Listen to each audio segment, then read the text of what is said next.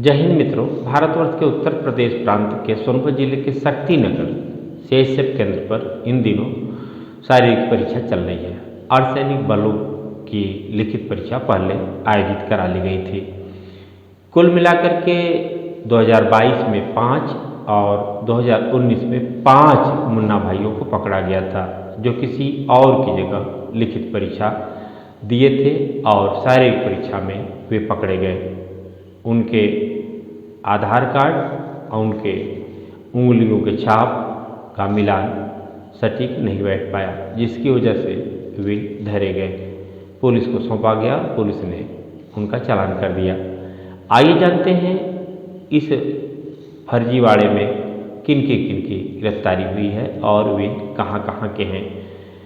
सोनभद्र के शक्तिनगर सीएचएफ केंद्र पर भर्ती में फर्जीवाड़े के आरोप में 5 अभ्यर्थी गिरफ्तार किए गए। वहीं 2019 में 9 अभ्यर्थियों को गिरफ्तार किया गया था।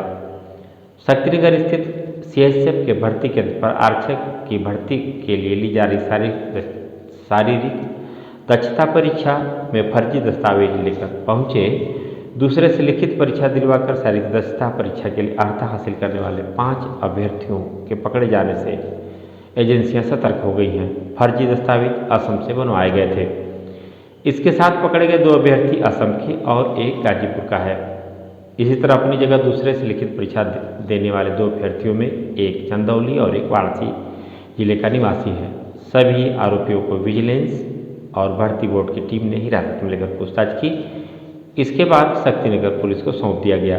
सहायक कमांडेंट देवचंद की तहरीर पर मामला दर्ज कर 5 आरोपियों को संबंधित धाराओं में चालान कर दिया गया। लंबाई और सीने की माप से छूट के लिए बनवाए गए थे कूट रचित प्रमाण पत्र। सीएचएफ में आरक्षक के लिए भर्ती प्रक्रिया चल रही है। शक्तिनगर में लिखित परीक्षा पास करने वाले अभ्यर्थियों की शारीरिक दक्षता परीक्षा ली जा रही है। लंबाई और सीने की माप में छूट पाने के लिए असम राज्य से कूट रचित निवास प्रमाण पत्र, आधार कार्ड और शपथ पत्र बनवा कर पहुंचे भरत कुमार यादव पुत्र काशीनाथ यादव निवासी सीमांचल गलाघाट सिलचर कछार असम, आदर्श कुमार यादव पुत्र देवपूजन यादव निवासी चंद्रमरी बंगाली तिनसुकिया असम और दुर्गेश चौहान पुत्र रामलाल चौहान निवासी दिहरा पोस्ट तिलसरा जिला गाजीपुर को पकड़ लिया गया। 2 अन्य अभ्यर्थी विकास कुमार पुत्र भोला यादव निवासी डुमरिया अमदाहा नवगढ़ चंदौली और राकेश कुमार यादव पुत्र भरतलाल यादव बलुआ नवा बड़ा गांव वाराणसी ने दलाल के माध्यम से अपने स्थान पर किसी दूसरे को परीक्षा केंद्र पर बैठाकर लिखित परीक्षा दिलवाई थी। इस तरह के गंभीर आरोप इन 5 अभ्यर्थियों पर लगे हैं।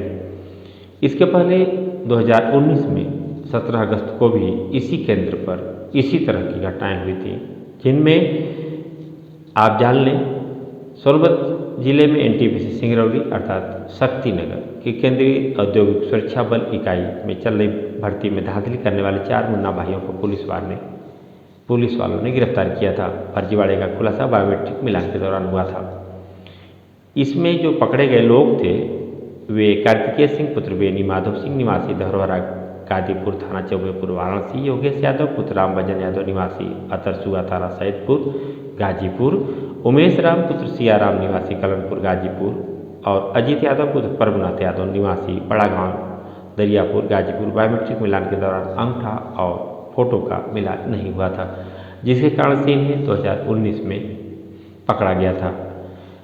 इसके अलावा 19 अगस्त 2019 को भी इसी तरह के कुछ और लोग पकड़ा गया था।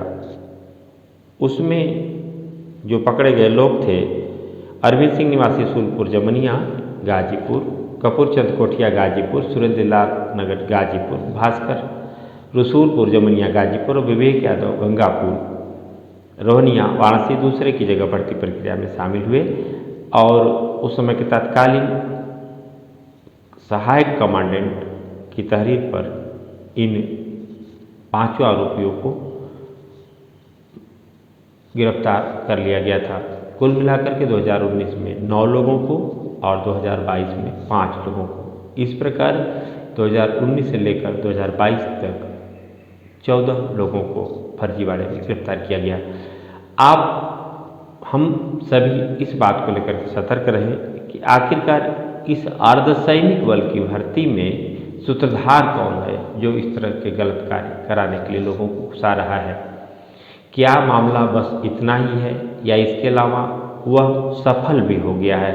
एजेंसियों को चाहिए कि जो लोग पकड़े गए हैं गलत कार्य करने में, उनके स्थानों पर लिखित परीक्षा में कौन कौन अभ्यर्थी बैठे थे उन्हें भी चिन्हित किया जाना चाहिए, और वे लोग किसकी दलाली पर लिखित परीक्षा देने में सफल हो गए थे, यह आवश्यक है पता लगाया जाना, ताकि जो इस गंभीर प्रकार के अपराध में लिप्त है उसका भी पकड़ा जाना नितांत आवश्यक है।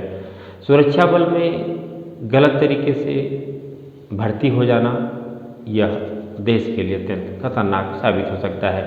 सुरक्षा एजेंसियों को इस मामले में अति गंभीरता बरती जानी चाहिए। इसके अलावा यह भी आवश्यक है कि अब तक जो भर्तियां हुई हैं, शासन चाहे तो, सरकार चाहे तो, या यह अर्धसैनिक बल चाहे तो उनका फिर से सत्यापन करा ले कि आखिरकार जो लोग लिखित परीक्षा दिए थे वही शारीरिक परीक्षा में शामिल हुए या कोई और शामिल हुआ। शारीरिक परीक्षा में चूँकि आधार कार्ड और फोटो का मिलान किया जा रहा है, जिसमें उंगलियों की छाप ली जाती है, जिससे अब पता चल जाता है कि वह व्यक्ति आखिर कौन है जो शारीरिक परीक्षा देने के लिए आया हुआ है।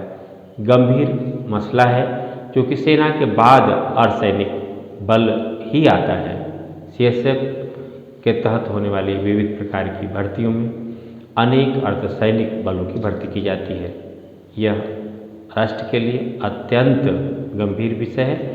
इस पर सूक्ष्मता से विशेषकर गुप्तचर एजेंसियों को कार्य करने की जरूरत है, और जो लोग इसमें दोषी हैं, संलिप्त हैं, उनके खिलाफ भी सख्त कार्रवाई की जाने की जरूरत है। हाँ, युवाओं को भी शॉर्टकट रास्ता अपना करके इस तरह के अर्धसैनिक बलों में भर्ती या किसी भी भर्ती में शामिल होने की जरूरत नहीं है, क्योंकि तात्कालिक तौर पर उनके द्वारा किए जाने वाला इस तरह का कृत्य आपराधिक श्रेणी में आता है और उन युवाओं को बेवजह दिक्कत का सामना करना पड़ता है। इसलिए वे निष्पक्ष भाव से, ईमानदारी से अपनी लिखित परीक्षा की तैयारी करें और शारीरिक दक्षता में उत्तीर्ण करें, यह उनके लिए उपयुक्त होगा। हाँ, इस बीच जो दलाल सक्रिय होते हैं वे नौकरी दिलाने के नाम पर विविध प्रकार के ठगी जैसे कार्य करते हैं, जिसके झांसे में युवा फंस जाया करते हैं। युवाओं की भी यह जिम्मेदारी बनती है कि वे इस तरह के कार्यों में लिप्त न हो। दूसरी तरफ उन युवाओं के अभिभावकों को भी चाहिए कि कहीं उनका बच्चा इस तरह का कोई प्रमाण पत्र बनवा रहा है या कुछ इस तरह की गतिविधियों में शामिल हो रहा है तो वे उसको सतर्क करें और बताएं। नए व्यक्तियों की हम बता दें कि वे ईमानदारी से अर्धसैनिक बल की परीक्षा हो या सेना में भर्ती के लिए जा रहे हों या पुलिस की भर्ती हो या किसी भी प्रकार की कोई भर्ती हो, उसमें वे ईमानदारी से शामिल हों, ताकि जब उन्हें नौकरी मिले तो उस नौकरी को भी वे सकुशल तरीके से संपन्न करा सकें। दूसरी तरफ अर्धसैनिक बलों में भर्ती को लेकर के कहीं अगर कोई लापरवाही हो रही है तो ऐसे लोगों के भी खिलाफ कार्रवाई की जानी चाहिए। विशेषकर जो भर्ती के दौरान दलाल सक्रिय हैं उन पर सख्त कार्रवाई किए जाने की जरूरत है।